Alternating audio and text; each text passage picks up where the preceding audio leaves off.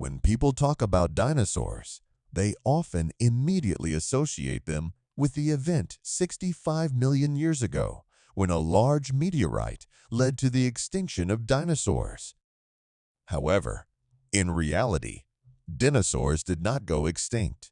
Their descendants, birds, still occupy much of the terrestrial ecosystem today, continuing the story of dinosaurs to this day. So why did dinosaurs go from being the rulers of the Mesozoic era to today's small birds?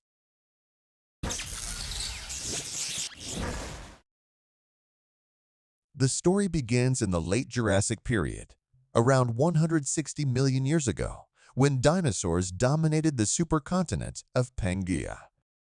We've mentioned before that dinosaurs had successful evolutionary attempts in various directions, but there was a group of dinosaurs that chose a completely different evolutionary strategy from others, known as paraves, belonging to the group Maniraptora.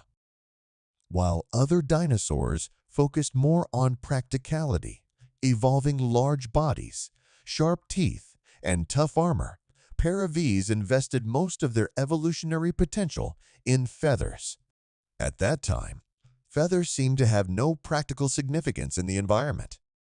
Although other dinosaurs also had feathers, most were for insulation. However, the feathers of paraves became large, with intricate branching structures and beautiful colors. More importantly, unlike most other dinosaurs, many paraves chose to shrink in size and occupy an ecological niche rarely explored by other dinosaurs, living in trees. Among these, one of the most extreme examples is the Scansoriopterygidae, a group of tree-dwelling dinosaurs that gave rise to one of the smallest non-avian dinosaurs, Epidexipteryx hue. Since they had already adapted to life in trees, it's not a far-fetched idea for them to evolve towards flight. However, unfortunately, Scansoriopterygidae might have been more conservative and opted for a more cautious approach by developing membrane wings. After all, the success of pterosaurs was evident, making it an easy model to follow. Consequently, Scansoriopterygidae evolved into Yiki and Ambopteryx longibrachium, which took to the skies. Yet, they forgot that the skies belonged to pterosaurs, so failure was inevitable. Other paraves immediately abandoned this evolutionary direction. For instance, Dromaeosauridae and Troodontidae, although resembling birds, continued relying on fast running to capture small prey, just like their ancestors 70 million years ago. However, during this process, their feathers became increasingly developed. Some of these dinosaur feathers seem somewhat detrimental to their mobility. We are still not clear why paraves strengthened this feature of feathers, but personally, I believe these colorful feathers may have simply been for attracting mates. Some paraves gradually migrated to trees, and to climb trees, their limbs began to elongate. With these slender limbs and developed feathers combined, a new body structure emerged on the evolutionary stage, the feathered wing. However, these wings were still in their early stages and didn't have outstanding aerodynamic performance, so they couldn't truly enable paraves to fly. Consequently, paraves at that time had to resort to some tricks. For instance, as mentioned earlier, vertebrates often sacrifice a pair of forelimbs for flight, but Microraptor went a step further, transforming both its forelimbs and hind limbs into wings while still retaining the functionality of claws. From what I understand, nature can be quite stingy. If you want to obtain all the benefits, you may end up being ruthlessly eliminated. Thus, the evolutionary attempt represented by Microraptor's two pairs of wings quickly failed. Meanwhile, other dinosaurs, represented by Aronis, were more sensible. They began to focus on enhancing the flight capabilities of their forelimbs, finally setting the evolutionary direction of dinosaur flight on the right path. By 150 million years ago, Archaeopteryx, living in what is now Europe, likely had primitive powered flight capabilities. Besides wings, these dinosaurs underwent a series of changes in their bodies. For example, their facial bones gradually formed a unified structure resembling a bird's beak, aiding in feeding on insects and seeds while effectively reducing head weight. Additionally, they degenerated one side of their oviduct, no longer hoarding many eggs together, but laying them one by one immediately upon formation, ensuring an empty abdomen to reduce flight weight effectively. In the early Cretaceous period, around 130 million years ago, a series of bodily transformations finally enabled these dinosaurs to sound the trumpet of conquering the skies. They were the uavielae.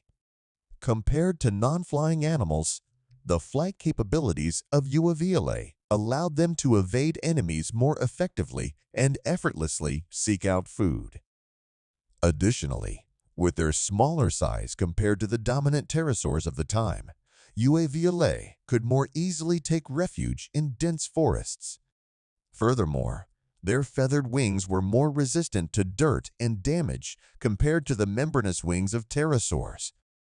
Consequently, these small dinosaurs soared into the sky amidst the squeeze from other large dinosaurs and pterosaurs. Flight meant that climbing abilities became less important. Starting from uavielae, the claws on the wings of these flying dinosaurs began to gradually regress, and their tails shortened. Thus, true aves or birds were truly born, even though early birds still mostly had teeth in their beaks. Their lifestyles had already become similar to those of modern birds, laying the foundation for the future prosperity of avian species. A significant evolutionary event occurred around 126 million years ago, the emergence of flowering plants. With flowers came fruits, leading to a proliferation of insects. Naturally, bird species that fed on insects flourished. Among them arose a group of particularly adept flyers known as the enantiornithes. Originally, the skies of the Mesozoic belonged to pterosaurs, leaving birds unable to compete. However, aided by nature's forces, birds gained the ability to counterattack. They first seized the ecological niches of small flying animals, then drove most pterosaurs out of forests, and even began to compete with pterosaurs for territory in the oceans. About 100 million years ago, birds were already able to compete with pterosaurs. By this time, birds had become the predominant species among small flying vertebrates. Like other dominant species, birds began to expand their ecological niches. Apart from the traditional insect and seed eaters, new types emerged, such as the Enantiophoenix, which fed on tree sap, and the Longipterygifidae, which preyed on fish. Of course, there were many other species, but I won't go into all of them. In summary, these enantiornithes slowly ushered in an era dominated by birds, while the reign of pterosaurs gradually declined. However, fate is fair. Ultimately, 66 million years ago, with the arrival of the large meteorite that ended the Mesozoic Era, both enantiornithes and pterosaurs became extinct. Although the enantiornithes perished, a branch of birds survived. During the peak of the enantiornithes, another group of birds existed on Earth, Ornithurae. What puzzles people is that the early evolutionary trajectory of Ornithurae generally tended towards giving up flight. Among them, the most extreme example is Hesperornis, which lived 80 million years ago. They highly degraded their wings and became adept at diving and fishing. We can call them the penguins of the Mesozoic era. Throughout the Cretaceous period, Ornithurae remained a marginal group of animals. However, fortunately, the weakened flight capabilities of Ornithura made them more accustomed to living on the ground. The abundance of caves and shelters on the ground became havens during the later mass extinction events.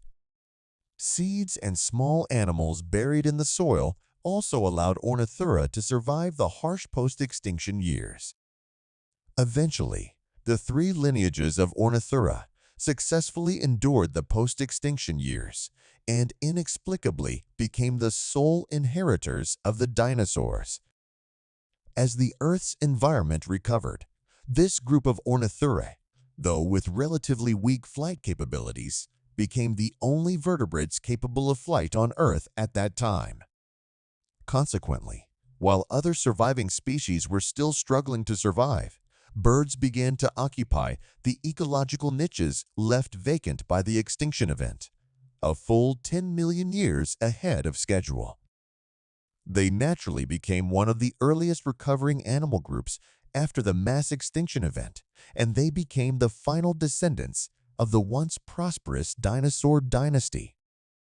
With this, the war between the dragons and beasts in the Mesozoic era came to an end, but the reward for the victors was to continue the endless struggle in the Cenozoic era. This is Ancient Discovery. See you in the next video.